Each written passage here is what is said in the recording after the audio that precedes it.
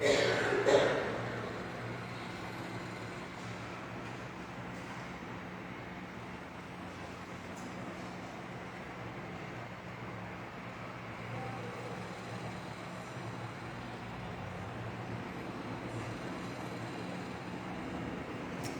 meus queridos irmãos, que a paz de Jesus possa estar entre nós hoje e sempre. Vamos dar continuidade às nossas reflexões nas tardes de domingo, hoje recebendo nossa querida amiga Linda Si, que é lá da Fraternidade Espírita Bezerra de Menezes, que por sinal estive lá ontem à noite, e é muito bacana esse intercâmbio, né? Uma visita lá e a gente vai aprendendo, vendo outras formas de enxergar, de apresentar a doutrina espírita com toda a sua riqueza, né? Então a gente fica feliz, seja muito bem-vinda, tá certo? E todos que aqui estão, o pessoal que está entrando também no Instagram, também, nossa irmã Dani já entrou aqui, nossa irmã Fátima, sejam bem-vindos também. Pois bem, então hoje nós gostaríamos de lembrar que ontem nasceu uma das filhas de uma das gestantes que está sendo atendida pelo nosso projeto Aninhando Mães, que é um projeto da casa que procura tanto dar aquele apoio inicial, um apoio emocional mesmo, né, que é aquela fase de com dificuldades financeiras, dificuldades de relacionamento, dificuldades de moradia. A gente trabalha com aquelas gestantes em situação de vulnerabilidade, né, vulnerabilidade social. E aí a gente dá aquele suporte inicial, mas também procura chegar até o ponto de entregar um enxoval completo para o bebê que está chegando. E ontem chegou uma menininha, né? Estamos muito felizes com a chegada dela, e graças a Deus nasceu bem, a mãe está bem também, e estamos dando esse suporte aí para ela. É um projeto muito bonito. A ideia é que a gente possa também ajudá-los no pós, né? No pós-parto, de alguma forma encaminhando, ajudando ela para que ganhe a sua própria autonomia. A ideia do projeto é essa, né? De dar aquele suporte, mas também ajuda para que eles possam caminhar com os próprios pés. A ideia é crescer para voar, é o slogan do nosso projeto. Muito bem. Então, além desse trabalho, nós estamos fazendo as vibrações nas quartas-feiras. Então, quem quiser depois colocar um nome, o seu próprio nome, o nome de um familiar, para que a gente faça as vibrações, converse com o nosso irmão Tarcísio, que ele orienta como preencher o nosso livro de preces. É feito nas quartas-feiras às 19h30. Temos também a reunião de estudo, é um estudo do Evangelho, o estudo do Evangelho de Marcos na ótica de Emmanuel. Então está sendo bem interessante. Então é um curso que é realizado nas terças-feiras à noite, às 19h30 às 21h. E é feito de 15 em 15 dias. Então essa terça agora não tem na outra. Então a gente funciona desse jeito. É um tempinho que a gente tem para estudar e depois vir discutir, debater alguns temas. E tem sido um estudo bastante enriquecedor. Para mim, que trabalho fazendo palestra por aí afora, tem ajudado muito, né? Porque a gente aqui, na discussão, uma coisa é você estudar sozinho, outra coisa é você estudar com os colegas e ir trocando ideias, e um traz uma ideia diferente e vai acrescentando, daqui a pouco você está com uma visão que nem imaginava que poderia ter. E o Evangelho, de um modo geral, nos permite esse leque de observações que a gente aprende e cresce muito quando está em conjunto. Muito bem. E temos também o trabalho dos passes, que a gente já conhece após a reunião pública, tá bom? E estamos planejando para o ano que vem começar algumas outras atividades, mas que estão ainda no forninho, tá certo? Estamos nos preparando para, e aos pouquinhos a Casa Espírita ela vai criando suas atividades. Então, vou ler um trechinho aqui de uma mensagem, antes de passar. Nossa irmã Fátima deu uma boa tarde. Boa tarde, Fátima. Obrigado por sua presença, viu? É sempre um prazer. Bom, tem uma mensagem aqui de André Luiz, do Espírito André Luiz, através da psicografia de Chico Xavier. Então, a mensagem é: suba mais alto. Não lhe fira a calúnia. Viva de modo que ninguém possa acreditar no caluniador. Olha que coisa interessante. Em vez de perder tempo chateado, magoado, porque alguém está falando mal da gente, inventando mentiras a nosso respeito, em vez de perder tempo com isso, a gente viver de um jeito que as pessoas não acreditem no mentiroso. E todos vão ver, não é possível. Fulano não é. A gente conhece ele não é capaz de fazer isso. Então a ideia seria essa, né? Que a nossa vida seja o nosso próprio advogado. Não se atrase em face da perturbação. Siga seu caminho, atendendo aos objetivos superiores da vida, porque os perturbadores são inumeráveis. Então, o objetivo da vida tem que estar focado nele, é o nosso desenvolvimento espiritual, para a gente crescer e voltar ao mundo espiritual melhor do que chegamos aqui. Essa é a finalidade da vida. Então, não percamos tempo com as perturbações do mundo. Não lhe dou a acusação indébita. Você pode realizar muitos planos valiosos em contraposição aos acusadores gratuitos. Sempre vai ter gente que vai acusar a gente, botar defeito, botar dificuldade, dizer que a gente não sabe fazer. A gente não deve se prender a essas opiniões que querem nos colocar para baixo. A gente seguir trabalhando, fazendo o nosso melhor. Não se incomode pela desconfiança descabida. Em qualquer lugar, você pode empregar a boa consciência no serviço honesto. Então, a gente vive uma sociedade onde todo mundo é desconfiado, né? Aliás, é até um momento que a gente não pode estar confiando excessivamente nas pessoas. A gente tem que conhecer aos pouquinhos, né? E ganhando a confiança. Isso serve para nós também. As pessoas também não vão imediatamente confiar na gente. Então, a gente vai trabalhando no serviço honesto e vamos ganhando a confiança das pessoas. Não desanime em razão da crítica.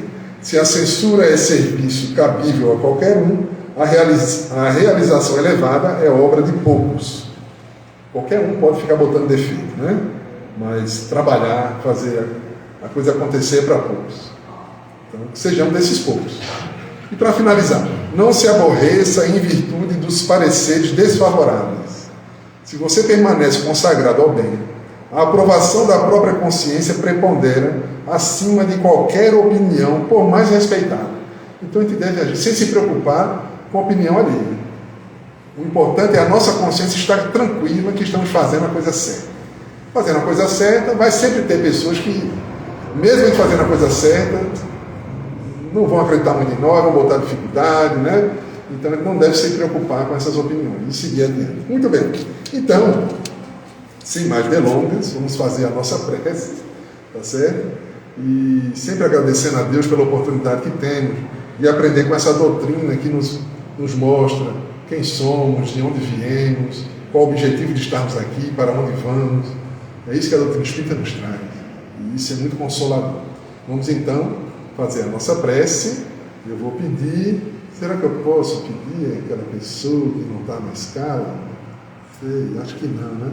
Então eu vou pedir, nosso irmão Plínio, por favor, venha fazer a prece.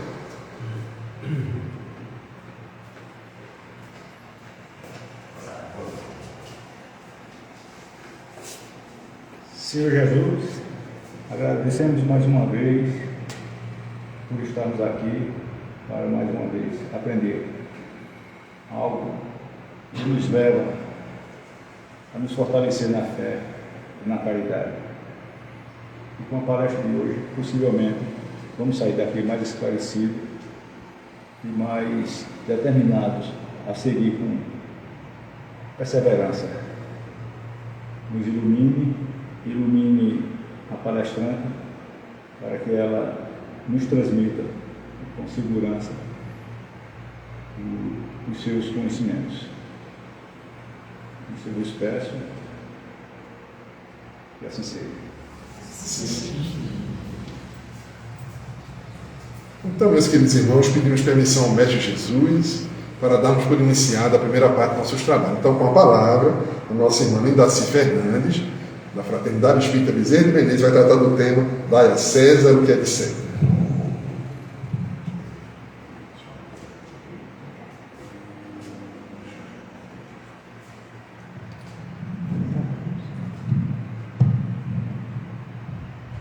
Boa tarde a todos. Boa tarde a todas, né? É com muita alegria que nós estamos mais uma vez sendo escalada nesse intercâmbio maravilhoso, né, que as casas espíritas aqui de Caruaru proporcionam a todos nós que participamos da doutrina. Isso é muito bom, porque nós vamos aprendendo, né, a manifestar essa alegria de estarmos levando, através do Evangelho, as lições do Cristo. Onde nós vamos trabalhar, aprender e sempre estudar.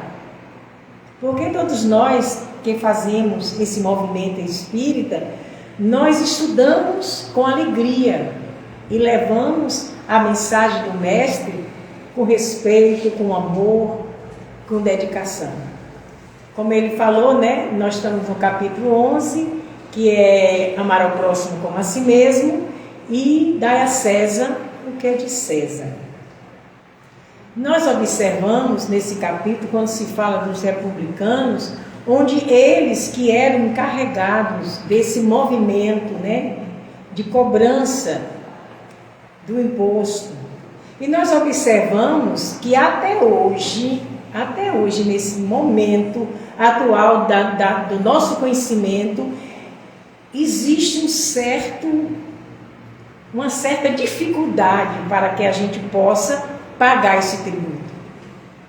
Nós fazemos quase que tudo para ver se não conseguimos. É tanto que naquela época eles fizeram até um movimento religioso, para que através daquele movimento que eles fizeram, não ter, mediante os dogmas que eles construíram, para não ser necessário se pagar o imposto, o tributo para Roma. Né? Então, Jesus foi chamado, né? Atenção, eles foram lá atrás de Jesus, né? Para poder perguntar, porque eles tinham uma esperança, porque eles não tinham conhecimento da grandeza que era aquele Messias, que era aquele homem que estava ali, manifestado naquele corpo, que trazia dentro de si a sabedoria, o entendimento. Então nunca aqueles queriam, uns que falam, tentavam enganar, tentavam tirar ele daquela consciência de tudo, e eles tinham uma vontade imensa de pegar, porque assim eles levariam para os romanos. A questão já ia ser entregue para os romanos, e que eles queriam de todo jeito testar o Cristo. É tanto que ele pede a moeda e pergunta que são, então, é César, né? E pede um denário para olhar aquele início que tinha lá e falando tudo. E o que aconteceu? Ele só olhou para ele e disse: dá César o que é de César, e a Deus o que é de Deus. Nesse momento, enquanto Cristo nos mostra essa realidade, é para que nós possamos compreender a importância, apesar de muitos erros, de muitas dificuldades, a sociedade em que vivemos.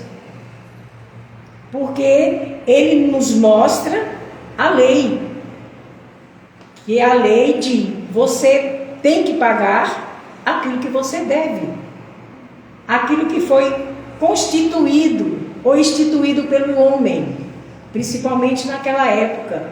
Então, e que o que é do homem, o que faz parte da sociedade em que nós vivemos, o que eles viviam naquela época, era para ser entregue a ele. Então eles saem altamente decepcionados, porque eles não encontraram argumento para pegar o Cristo. Ele, que já conhecia a malícia que nós temos, naquela época não era diferente, então ele percebeu naquele momento que aí vem o irmão X e traz para nós um conhecimento, onde ele estava numa reunião e estavam todos precisando de um conselho para como fazer, na época onde estava esse conceito, onde eles estavam buscando aquele ensinamento, para saber como é que eles poderiam fazer para se livrar de uma responsabilidade que eles tinham que cumprir. Então, ele disse que o cenário estava cheio de pessoas já trazendo todas as suas ideias para que eles pudessem, naquele momento, tomar uma decisão do que seria feito naquele momento. Então, que o irmão X, ele tem muito conhecimento da vida do Cristo. E ele mostra em cada pedaço que tem uns livros tão pequenos, às vezes algumas frases, onde ele mostra a capacidade de raciocínio e de inteligência naquela época que ele já tinha, né? E que eles precisavam entrar naquele momento daquela assembleia para derrubar um dos fornecedores na época de sal, se não me engano, era o sal. E nessa época era uma coisa muito importante.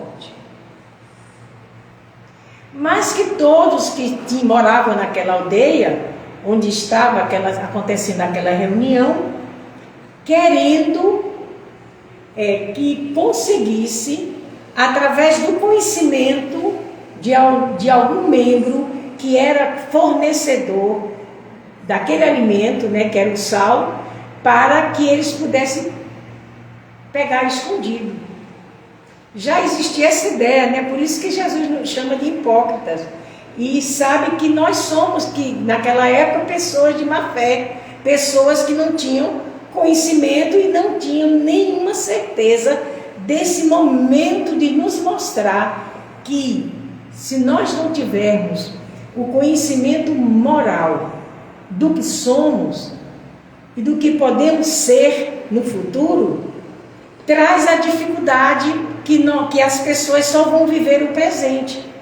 Então eu quero resolver essa situação agora, porque eu estava vendo agora o irmão falando sobre a questão das mulheres que estão, né, sendo ajudadas, levadas para ter os bebês e tudo, mas com um pensamento, uma continuação de levar para aquelas pessoas a condição de ela mesmo ter a dignidade, né, de enfrentar a vida, conseguindo, através do apoio que vai receber, um encaminhamento para um futuro melhor.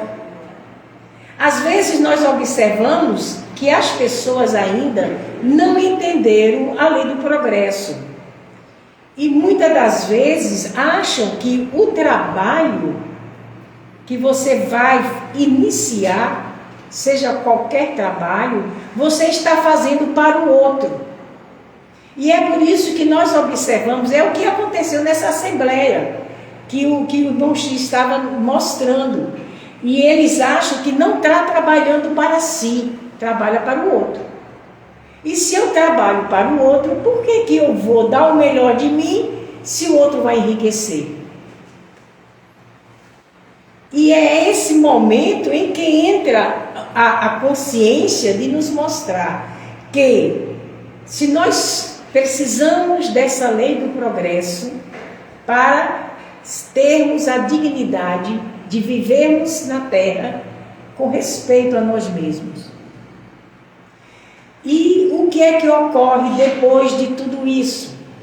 A pessoa começa a compreender que nós não trabalhamos para ninguém. Trabalhamos para nós.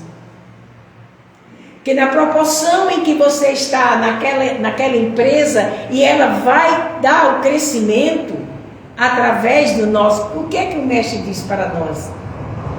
Nós viemos para servir, viemos para ajudar a crescer. Então, diante desse raciocínio que nós temos desde os tempos do Cristo, atravessando todas essas eras de voltas e ida do plano espiritual para o plano material, nós ainda temos entranhado dentro de nós essa questão de que estamos trabalhando para o outro. E se eu trabalho para o outro, então eu não preciso dar o melhor de mim. É como que eles estavam querendo tirar, né, daquela companhia onde tinha o sal, que era distribuído para que houvesse cuidar daqueles alimentos, que quando surgiu era uma coisa maravilhosa, desde a época, né, dos Vedas. Então o que ocorre? Eles queriam roubar. Eles queriam que eles dessem para eles. Por quê? Porque eles entravam nas minas, eles extraíam dentro do mar o sal. E eles tinham que ter, eles recebiam o sal. E eles recebiam também o salário da época. Mas eles queriam ter nas mãos para vender. Aí é quando o irmão X mostra que nós temos que dar ao outro o que queremos para nós. É por isso que fala nesse capítulo sobre esse amor. Nós precisamos amar para poder sabermos amar. E então é quando ele diz que não. Naquela época que ele estava acompanhando aquela reunião, ele diz que não. Porque a maioria de nós temos, antes de termos essa libertação, esse conhecimento da vida após a morte, que nós não somos só esse corpo e que nós trabalhamos para nós, não é para o outro. Que quando a empresa que você está trabalhando, que você está crescendo, tem mais gente que vai ter vagas de emprego para aquelas pessoas, vai entrar mais gente para trabalhar. Então é por isso que o mestre diz, aquilo que você tem é tirado. E aquilo que você não tem é tirado mais. Por quê? Porque é essa consciência da individualidade de cada um. Dai César o que é de César, é o imposto. Nós temos que pagar o tributo. Nós precisamos pagar, é um denário. E esse denário vai ter que ser pago. E nós sabemos que naquela época existia muito ódio, né, contra os republicanos, porque eles eram os cobradores de impostos. Mas essa mensagem do Cristo serve para nós agora, na vida atual. Onde nós estamos centrados, seja numa igreja, seja em qualquer recinto religioso, trazer para nós a responsabilidade de mantermos, em primeiro lugar, o equilíbrio, para depois nós termos a capacidade de discernir, de observar e de compreender.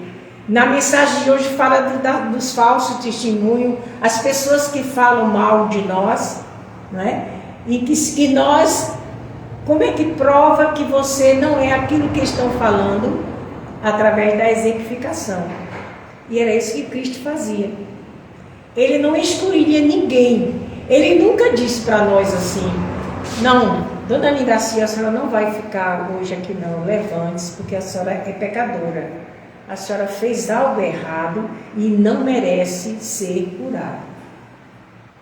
O Cristo, ele nos mostra o seguinte, ele nunca disse abertamente que curou. Ele sempre dizia, tua fé te curou.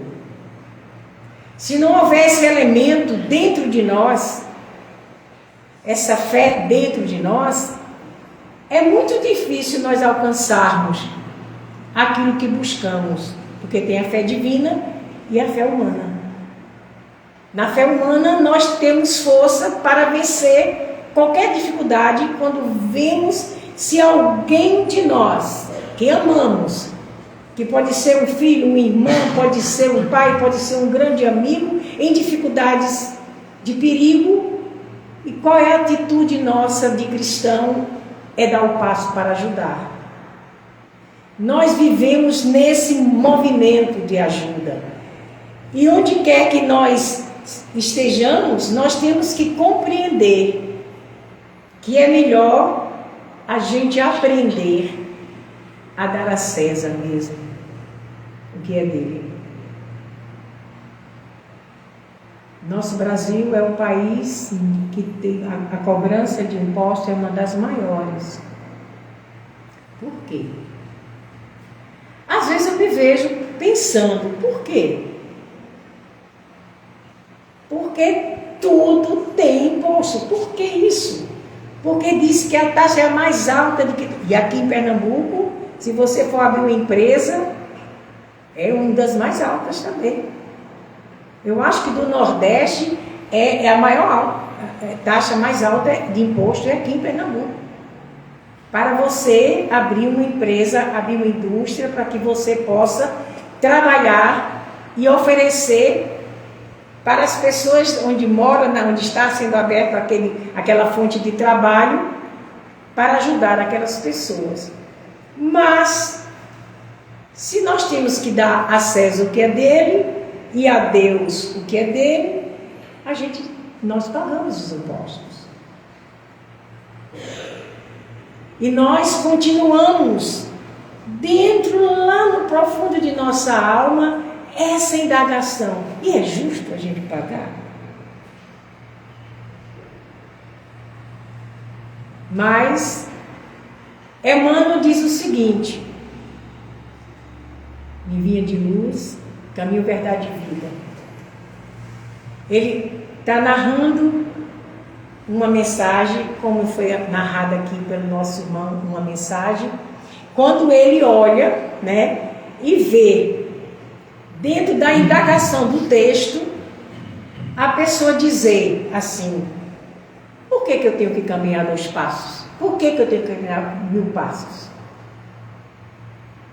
Há uma indagação naquela mente, e Emmanuel diz o seguinte: o que é do mundo é do mundo.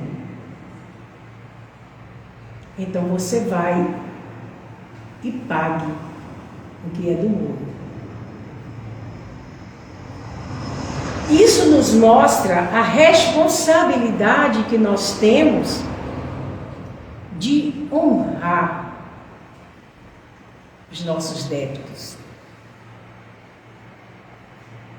É difícil, mas nós precisamos buscar a cada passo, a cada movimento que nós damos aqui na Terra, com o conhecimento que nós já temos de sermos cristãos, através da consciência plena da imortalidade, e de que quando nós passamos para o plano espiritual, há uma grande diferença da nossa existência aqui para a existência do plano espiritual, porque há um deslocamento total da consciência, e nós vemos pela própria consciência.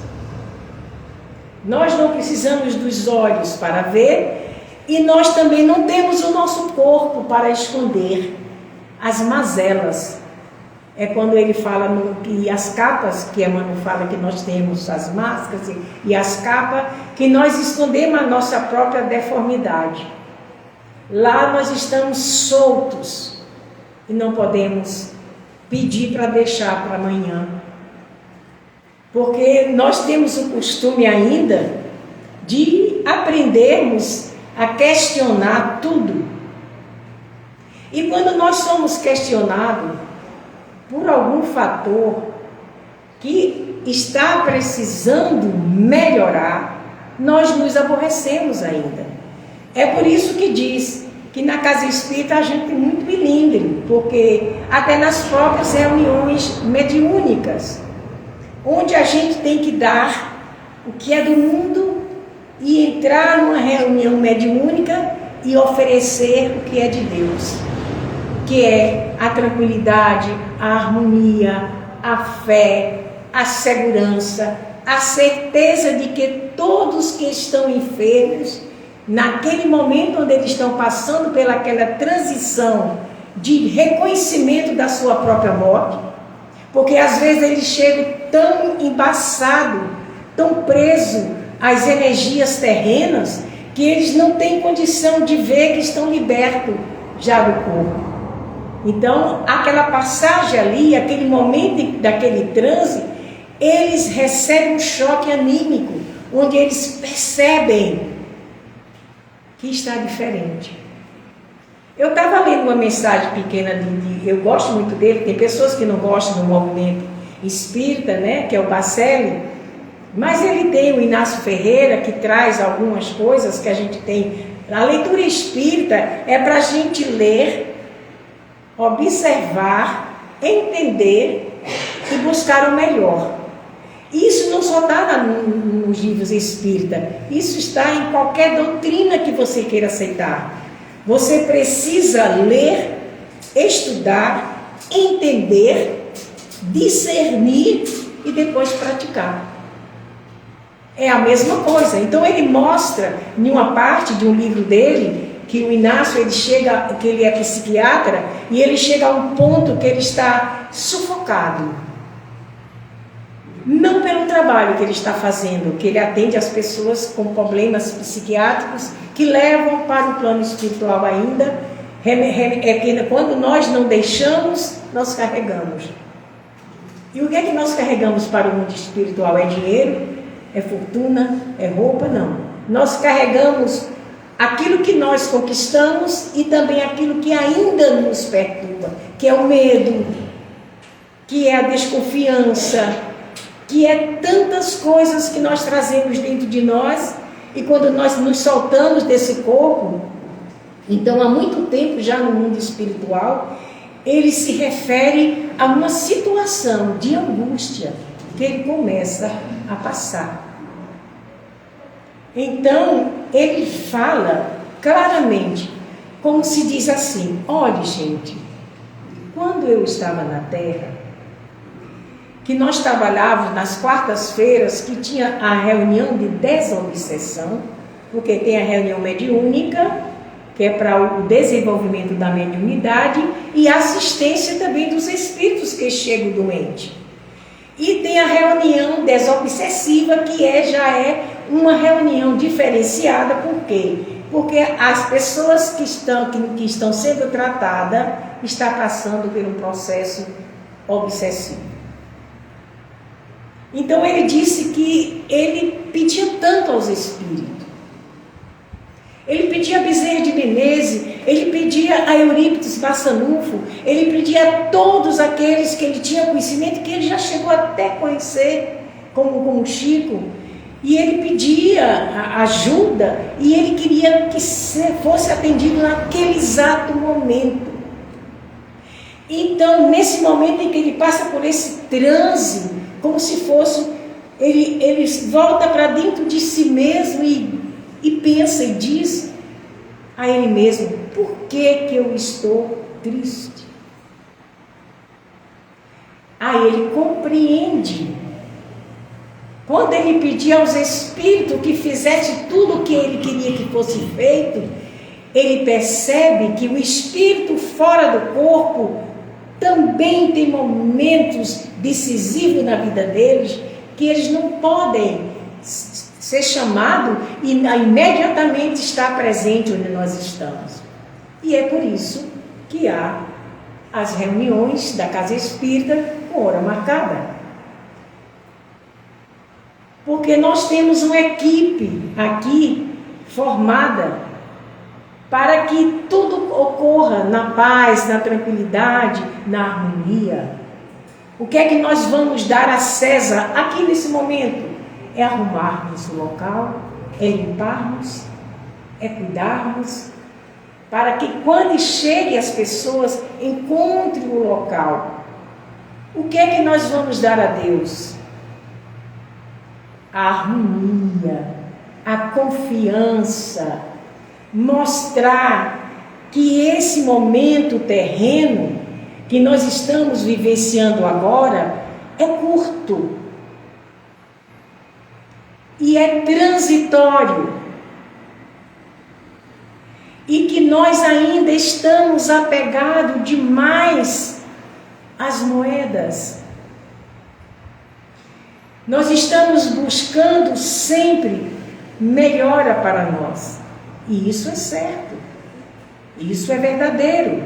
Quando se fala da propriedade, a propriedade divina e a propriedade terrena, que para que nós possamos aprendermos a sermos felizes, nós temos que aprender a sermos felizes aqui, limitadamente. Porque a vida, as dificuldades, os problemas, as provas, as expiações que nós passamos, quando há essa luz da espiritualidade, você passa mais ameno, você fica confiante, porque você tem certeza que é transitório, tanto a alegria como a dor. E quando nós perdemos algo que for material, nós readquirimos. Com o quê?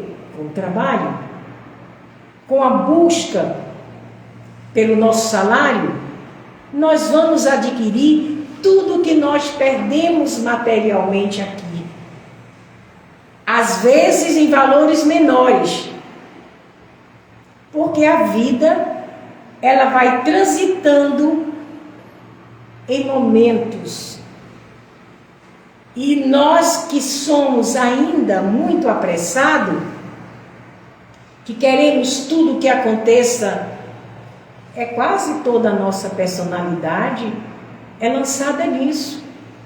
Nós não queremos nada para amanhã, nós queremos para ontem. E é isso que nos inquieta, e é isso que dificulta. Agora nós temos que voltar para esse sentido de nós renunciarmos. Muitas das vezes é uma hora que você podia estar em casa e vocês estão aqui hoje. Uma tarde de domingo, procurando aprender as verdades do Cristo. Porque Ele sempre nos compara e pede que nós possamos sermos como crianças. E nós, mediante as dificuldades terrenas, nós matamos a nossa criança. E quando ela morre dentro de nós, falta em nós a tranquilidade. Porque a criança, ela não julga. Ela não enxerga branco ou preto, vestes caras ou barata, condição social ou não. Então ele nos compara e pede para que nós sejamos tal qual essa criança, que ainda, mediante o esquecimento da transição do mundo espiritual para a terra, ela está nesse estágio de pureza. Porque nós vamos despertar para a nossa personalidade. Depois de 7 anos a gente já começa a achar que nós existimos. De alguma maneira nós nos tocamos existindo. E a partir dos 14 anos de idade nós não sabemos se somos criança ou se somos adultos. E nós ficamos nesse meio termo. E se não houver uma orientação espiritual, se não houver pais que leve para os seus filhos a verdade do Cristo, fica mais difícil para a gente conseguir atravessar essa fase. Porque a vida é feita de momentos. Agora, Ele nos dá a dor, porque sem ela, como nós íamos descobrir que não estávamos bem? Ele nos dá a tristeza. E como é que nós íamos descobrir a alegria se nós não tínhamos a tristeza? Mas Ele nos dá a consolação. O que é a consolação do Cristo? É dizer, tudo isso aqui é temporal. Tudo isso aqui vai transitando e passando, ao ponto de não vermos a velhice chegar. E ela chega.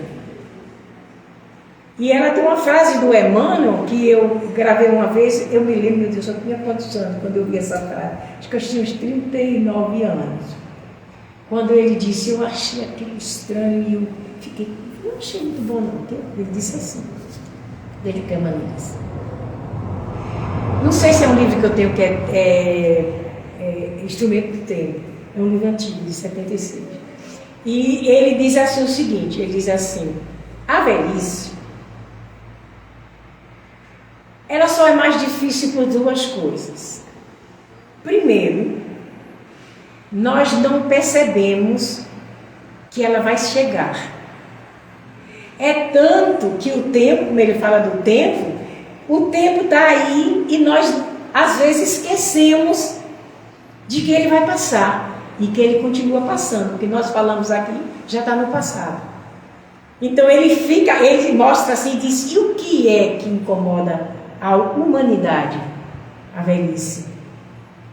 É a aparência. Quando você tem 30 anos, se você tem 38, você pensa que a aparência é aparência. Não besteira, eu vou lá ligar por causa de aparência. É aparência. E por que aparência? Aí ele fala mais forte, diz, porque vocês perdem, olha que coisa, o direito de conquista. Tudo fica mais difícil. Até para emprego. Até para a gente sair de um local para outro, de uma indústria para outra, de um comércio para outro, fica tudo mais difícil. E quando você perde o direito da conquista, aí começa a doer. Porque a aparência na terra ainda é muito forte. E nós observamos às vezes as pessoas jovens se transformando totalmente, porque não aceitam o nariz do pai, que o pai é a hereditariedade, a gente tem que herdar alguma coisa, ou mão, ou pé, ou cabelo do pai. Ah não, meu pai, eu não gosto do nariz do meu pai, vou ajeitar. Nós não aceitamos a nós mesmos. Por quê? Porque foi preparado no plano espiritual, como diz André Luiz, e você vai ver todo o corpo perispiritual sendo mostrado como se fosse em 3D. Chega lá e diz, Urarente, e ajeita você e você vê. Você disse mesmo que eu você? É, que está aqui. E quando chega aqui, a gente não aceita. Tudo isso dificulta o ser humano a soltar-se de si mesmo. E nós vivemos em um mundo tão ilusório que nós observamos, a tecnologia é maravilhosa, não tem coisa melhor.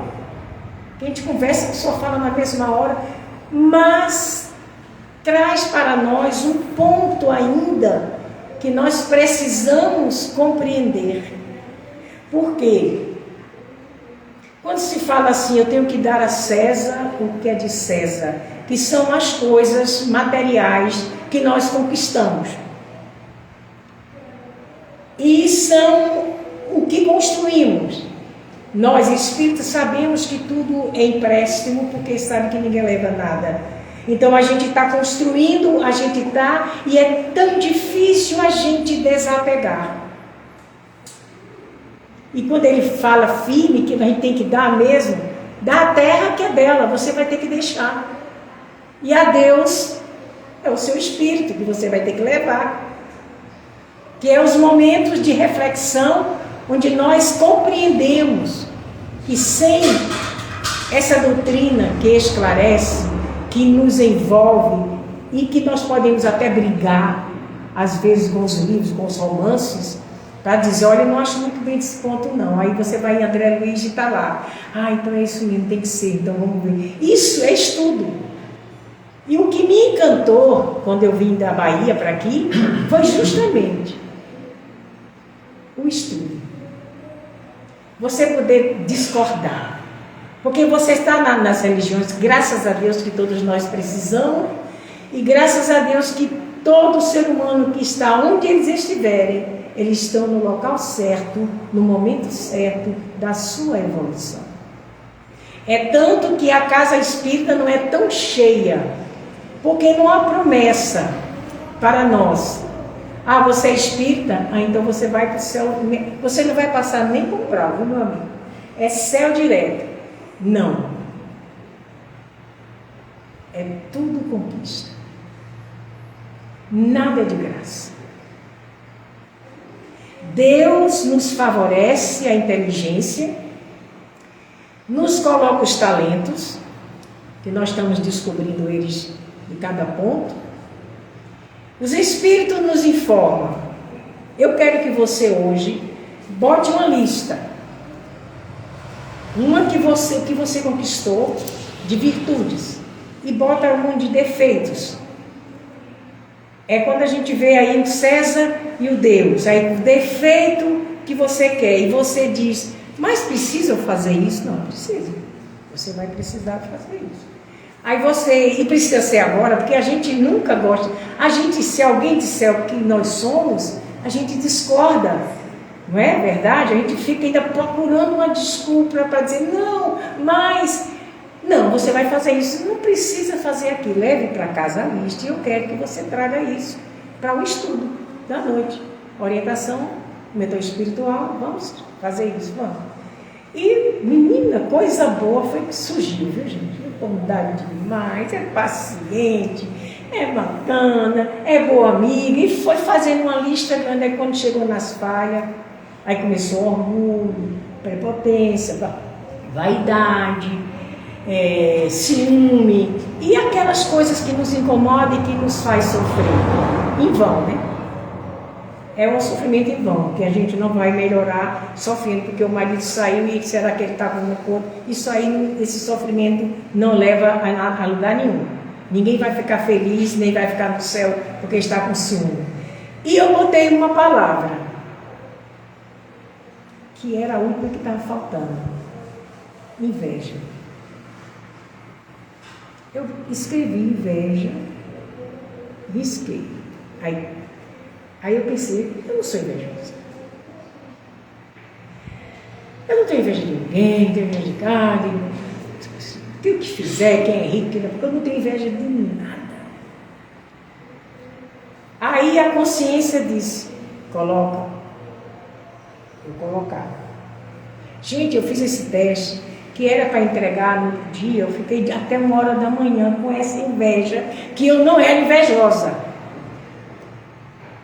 Mas, como eu tinha que entregar isso no outro dia, né, que é na outra semana, eu fui fazer meus afazeres, cuidar da minha vida, e eu estava sentada, né, lá que antigamente tinha ali, não é tão antigamente não, né, ali naquela igreja de Nossa Senhora da Conceição, e ali o ônibus parava ali, das rendeiras, e eu fiquei esperando o ônibus, sentada, mas aquilo de vez em quando fluía na minha mente.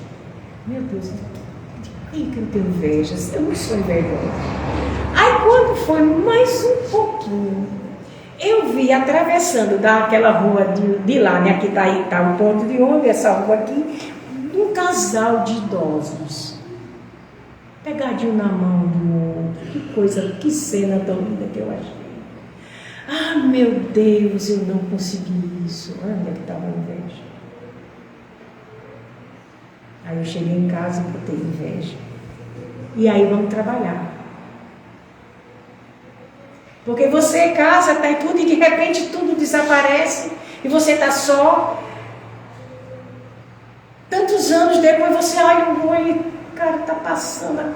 Ai, como eu gostaria de ter acontecido assim. Sutilmente, ela estava ali plantada. E até hoje eu estou tentando tirar ela de mim. E é isso, quando ele fala que nós vamos dar ao outro aquilo que nós queremos para nós, é para que nós possamos tirar os milindres. Quando os Espíritos nos avisam, essa mensagem não está boa. Mas como? Eu me emocionei, sim, você pode até ter se emocionado. Mas não está boa, rasgue. Rasgue. Quantas vezes Chico fez isso? Quantas vezes Divaldo fez isso? Quantas e outros fizeram isso? Hoje em dia, a literatura espírita, se você não tiver cuidado, tem muita coisa que não é boa. Tem romances que não tem nada a ver. Tem coisas que você está vendo que é muito copiado demais e nem não tem nada a ver. Por quê, gente? O que é o espiritismo? A codificação. Como é que eu posso fazer algo se eu for dentro da codificação? Do ensino básico dos Espíritos. Porque não é dos homens. Porque nós sempre costumamos modificar. Até a própria Bíblia já foi modificada várias vezes, estudada várias vezes. E eu tiro o que eu quero. Por que eu não queria que ele não me inveja? Porque eu achava que era o quê? Um primor. Então é isso que nós temos que cuidar. Quer dizer, a doutrina espírita nos leva a isso. Às vezes uma reflexão, às vezes um estudo, às vezes um momento de prova e de expiações que você passa e o teste chega, porque tem que chegar, gente, porque a dor é para todos. Por que tanta inveja dos ricos? Eles sofrem às vezes muito mais que nós, porque nós somos mais simples. Jesus pregou a simplicidade a vida toda, e é tão difícil ser simples. E nós nos perdemos com etiquetas, com isso, com aquilo, com alguma coisa. A sociedade, a gente precisa dela, mas a gente não precisa ser comum. Nós temos que tirar aquilo que é bom daquilo que não é. Porque nós estamos observando que as pessoas copiam tanto que está perdendo a sua própria identidade. Copiam foto de um cantor e faz o outro. E um dia, quando chegar o momento desse crítico, que é o meu momento agora, da velhice, que graças a Deus eu cheguei até ela, eu pensava que morria aos 26 anos, graças a Deus eu cheguei até ela, e não é fácil. Porque há dificuldades. Não é fácil. Mas você começa a aprender a ter sabedoria. E ser mais você. E sem querer, nós vamos cortando e tirando as máscaras. Às vezes, de achar que não tem mais capacidade, porque está envelhecendo. Então, se você está envelhecendo, você precisa estudar. Eu mesmo procuro muita coisa para estudar, para fazer, porque o corpo está envelhecendo. Mas você sabia, como diz os espíritos bons, aqueles espíritos maravilhosos, que o espírito para aos 30 anos não acompanha mais o corpo?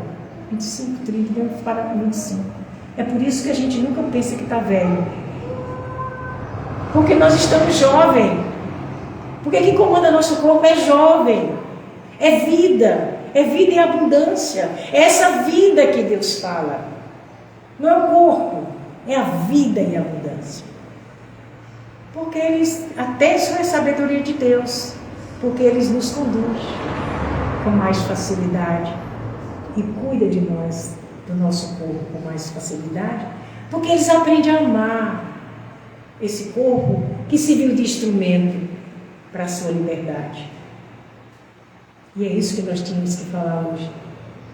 Pedir a Deus que nos conforte sempre e que a vida só é bonita quando a gente passa por todas as fases.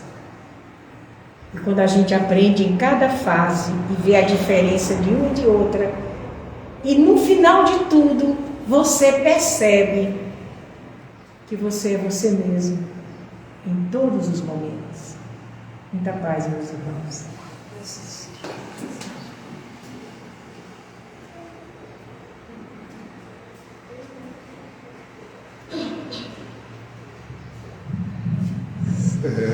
Muito bem.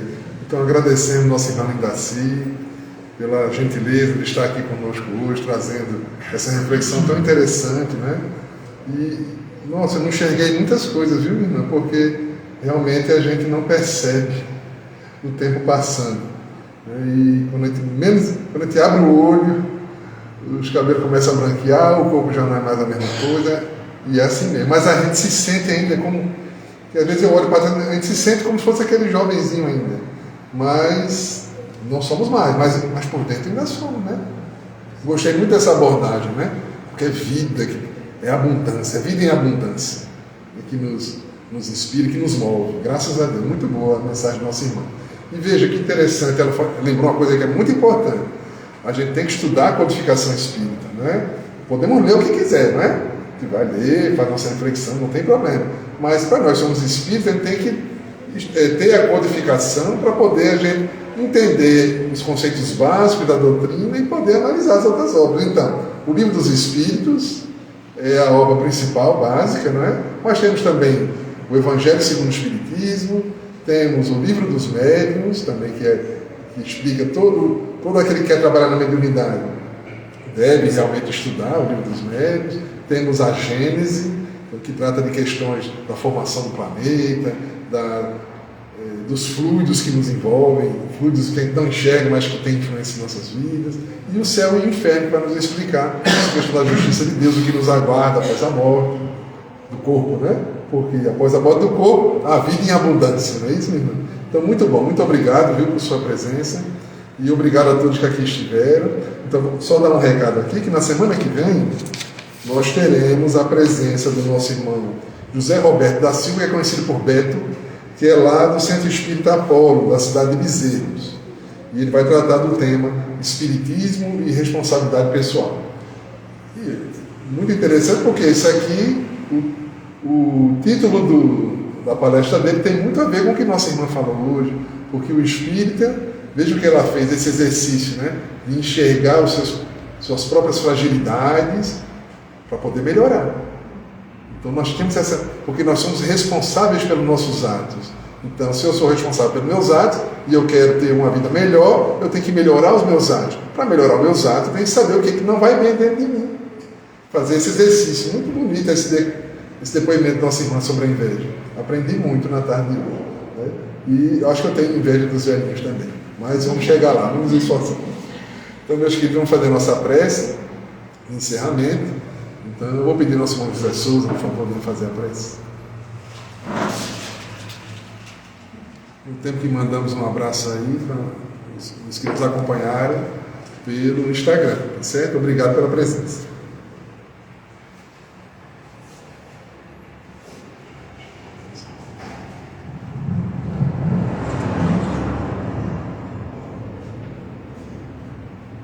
Senhor Jesus, Mestre Divino, Espírito de Luz que acompanha aqui nessa casa, que nos dá apoio, que nos dá essa evidência de condições para a gente cada vez mais aprender a seguir esse caminho de vida aqui na Terra e esse caminho de vida que não para, né? Essa vida eterna, essa vida espiritual, mas que nós estamos evoluindo nessa vida, estamos cada vez mais aprendendo. Eu estou ainda aprendendo, vou aprender ainda mais, embora que já estou no decurso dessa vida como vida natural. Então, nós agradecemos aos Espíritos que nos deram essas explicações, essas inspirações trazidas pelo nosso palestrante e pedimos aqui humildemente que nosso grande mestre nos traga, nos dê paz à nossa família, a nós dentro de nós mesmos e ao mundo que está precisando tanto de paz, de viver a paz, de fazer a paz, construir a paz dentro de cada um, para que a gente vá segundo a caminhada que Jesus deixou para a gente fazer.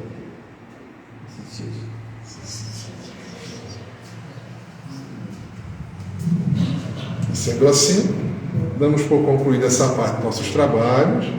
Quem quiser tomar o passe é só esperar sentadinho que a gente vai chamando. É um por um, tá certo? Muita paz para todos. Que Deus nos abençoe.